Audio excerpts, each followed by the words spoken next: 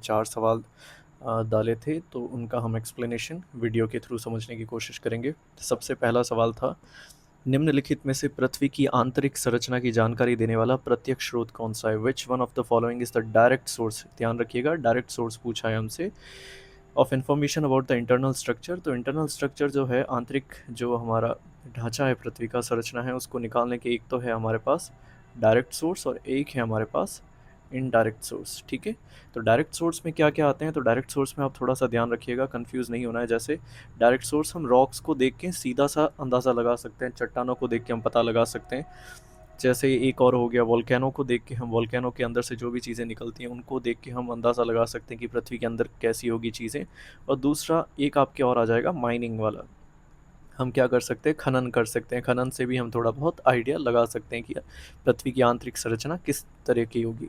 फिर कुछ आते हैं इनडायरेक्ट सोर्स, जिनको डायरेक्टली देख के ऑब्जर्व करके हमें नहीं पता चलता है, लेकिन उनको अप्लाई करके हम चीज़ें देख सकते हैं। तो उनमें से जब से सबसे पहला आता है हमारा टेम्परेचर, या फिर जिसे तापमान बोला जाता है। तापमान को देख के हम बता सकते हैं कि जैसे जैसे गहराई में जा रहे हैं तो तापमान बढ़ रहा है, तो पॉसिबिलिटी ये है कि अंदर बहुत ज़्यादा तापमान बढ़ जाएगा, तो चीज़ें तरल रूप में हो सकती है। फिर आता है हमारे प्रेशर। ठीक है, प्रेशर को भी हम देख के बता सकते हैं कि प्रेशर से कैसे चीज़ें अंदर की संरचना होगी। ठीक है, फिर आपका डेंसिटी आता है, जिसे हम घनत्व कहते हैं। ठीक है, तो घनत्व से भी हम देख सकते हैं। फिर कुछ हमारा ग्रेविटी भी कह सकते हैं कि ग्रेविटी से भी हम एक अंदाज़ा लगा सकते हैं।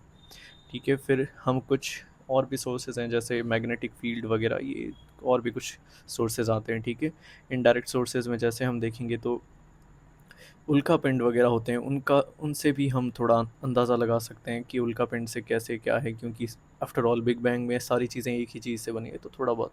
और एक आता है हमारे पास अर्थक्वेक, जिसे हम भूकंप कहते हैं। ठीक है, तो ये सारे कौन से सोर्स हैं? आपके इनडायरेक्ट सोर्स है। तो थोड़ा सा ध्यान रखिएगा, डायरेक्ट सोर्स कौन से हैं और इनडायरेक्ट सोर्स कौन से।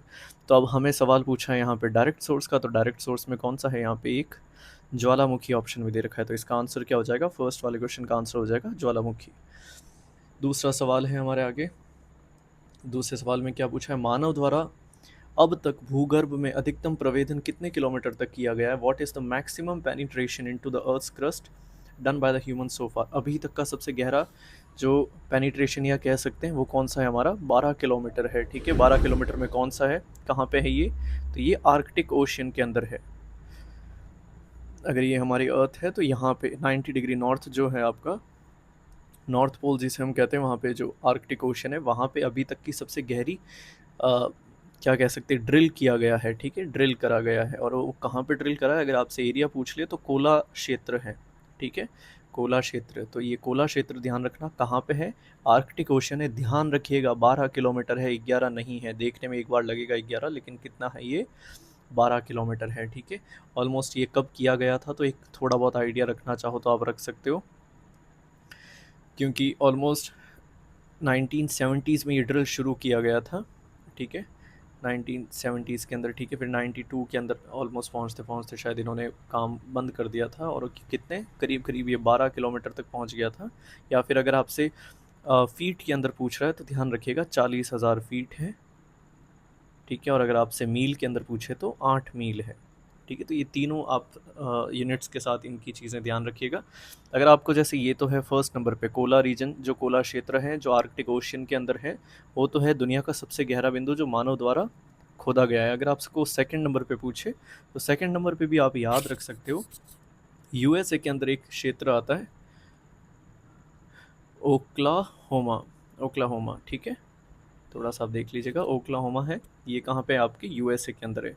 ये दुनिया का दूसरा सबसे गहरा ड्रिल किया गया है मानव द्वारा। ये कितना है? तो ये ऑलमोस्ट ऑलमोस्ट अगर आप देखोगे तो ये करीब करीब 32,000 फीट है और 6 मील है आपका।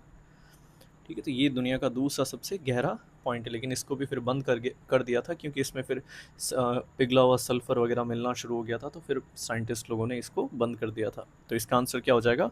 12 किलोमीटर हो जाएगा। ठीक है, फिर एक बहुत इजी सा सवाल है, who propose the concept of sea floor spreading? Sea floor spreading किसने दी थी? तो आपको सीधा सा याद है, हैरी हैस जो है, हैरी हैस महोदय ने सी फ्लोर स्प्रेडिंग, समुद्री अधस्थल विस्तार की संकल्पना इन्होंने दी थी। कब दी थी? तो एक थोड़ा सा आइडिया याद रखना, 1960s के दशक के अंदर इन्होंने ये थ्योरी दी थी।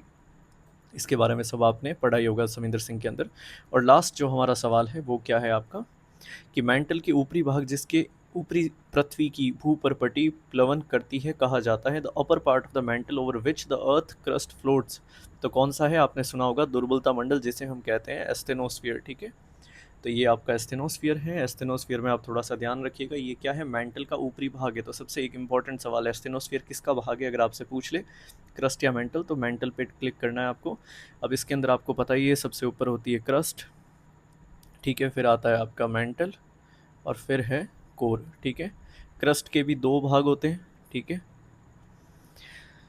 फिर मेंटल के भी दो भाग हैं और कोर के भी दो भाग हैं। इन सारे पार्ट्स के बीच में डिसकंटिन्यूटी पाई जाती है। तो कोई भी एक स्टूडेंट मुझे कमेंट्स के अंदर ये बताएगा कि वो डिसकंटिन्यूटी कौन कौन सी हैं। ठीक है, जैसे एक दो मैं बता देता हूँ, कॉनरेड है, मोह डिसकंटिन्यूटी है, गुटेनबर्ग है। तो सारी कौन सी है सीक्वेंस वाइज, ऊपर से लेके नीचे तक, ऊपर से आपको शुरू होना है और चारों या पांचों जो भी हैं आपकी डिसकंटिन्यूटी, सबका नाम आपको लिखना है। तो आई होप ये जो 4 सवाल आज कम्युनिटी के अंदर हमने शेयर करा था वो आपको समझ में आ गए होंगे। कल फिर से हम नए सवाल डालेंगे और फिर उनका एक्सप्लेनेशन हम डिटेल में ऐसे देखेंगे कि इनसे रिलेटेड कभी भी कोई सवाल आ जाए तो आपके कभी भी गलत ना हो।